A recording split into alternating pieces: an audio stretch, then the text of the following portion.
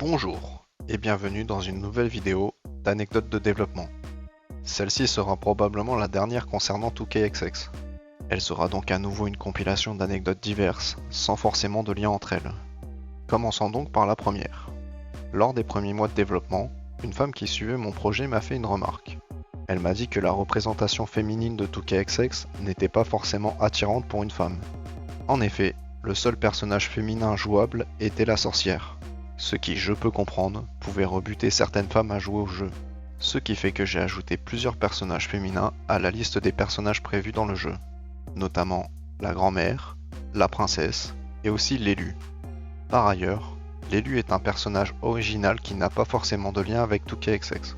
C'est un personnage que je dessine énormément et ce depuis mon adolescence, et j'avais fortement envie de la mettre dans le premier média que j'apportais à ce monde. C'est d'ailleurs le dernier personnage débloquable, et il se peut qu'un jour je réalise un jeu centré sur son histoire. Passons sur une autre anecdote.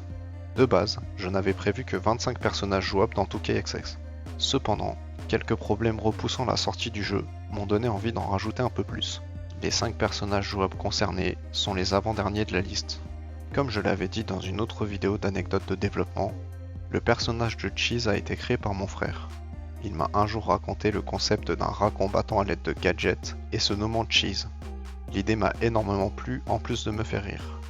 Étant donné qu'on faisait beaucoup de blagues concernant ce petit rat, j'ai donc naturellement décidé de l'ajouter au roster de 2KXX. Mais ce n'est pas tout, Cheese avait aussi un rival mortel, notamment un chat appelé Tuna. Et certains des joueurs de 2KXX l'auront peut-être remarqué, mais Tuna fait aussi partie des personnages disponibles. De plus, le visuel de sa tête est directement inspiré d'un de mes propres chats, dont le véritable nom est Cannelle. Et pour finir, la grand-mère fait aussi partie des personnages que mon frère a inventés. Il trouvait que l'idée d'une grand-mère très puissante, se combattant à l'aide d'ustensiles de cuisine, pouvait aussi être drôle. Et honnêtement, j'ai aussi beaucoup adhéré à ce concept. Voilà, ce sera tout pour les anecdotes de développement de 2KXX. On n'est pas à l'abri qu'un jour je puisse raconter d'autres choses à ce sujet. Cependant, je pense que j'ai dit toutes les anecdotes les plus intéressantes.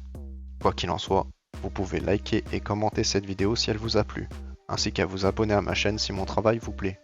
Et à partir de maintenant, les lundis seront réservés à des tutoriels sur l'utilisation de GameMaker. D'un autre côté, n'hésitez pas à aller regarder du côté de la page Team de 2KXX, ainsi que de le mettre en liste de souhaits s'il vous intéresse. Je vous souhaite une bonne semaine, et je vous dis à demain pour plus de vidéos.